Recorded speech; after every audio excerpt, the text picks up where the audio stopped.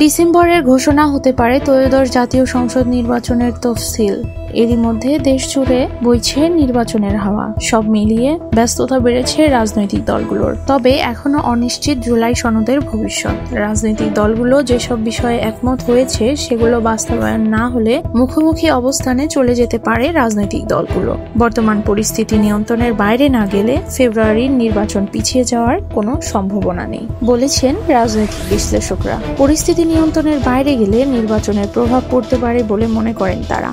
জুলাই সনদ প্রণয়নের জাতীয় ঐক্যমত কমিশনের সঙ্গে আলোচনা করেছে 30টি রাজনৈতিক দল ও জোট। এর মধ্যে 25টি দল সনদে স্বাক্ষর করেছেন। তবে নির্বাচন কমিশনের নিবন্ধিত অনেক দল আলোচনায় অংশ নেওয়ার সুযোগই পায়নি। এখন প্রশ্ন দেখা দিয়েছে সনদটি কিভাবে বাস্তবায়ন হবে। এই বিষয়ে বিশেষজ্ঞদের সঙ্গে আলোচনা চালিয়ে যাচ্ছে ঐক্যমত কমিশন। রাষ্ট্রবিজ্ঞানী ডক্টর সাব্বির আহমেদ বলেন, যেসব বিষয়ে দলগুলো একমত হয়েছে সেগুলো বাস্তবায়ন হওয়া দরকার, নয়তো দলগুলো ভবিষ্যতে একে অপরের বিপক্ষে অবস্থান নেবে। দুইটি বিষয় অত্যন্ত গুরুত্বপূর্ণ। একটি হলো আইন শৃঙ্খলা বাহিনী সঠিকভাবে মোতায়েন, প্রশাসনের যথাযথ পুনর্বিন্যাস, নির্বাচনের প্রস্তুতি সঠিকভাবে হচ্ছে কিনা, নির্বাচনের দিন সবাই সঠিকভাবে দায়িত্ব পালন করছে কিনা, এই বিষয়ে সরকারের স্পষ্ট কাঠামো থাকা উচিত। এছাড়া আওয়ামী লীগ ও জাতীয় পার্টির বিষয়ে রাজনৈতিক সিদ্ধান্ত না নিলে নির্বাচনের জটিলতা দেখা দিতে পারে।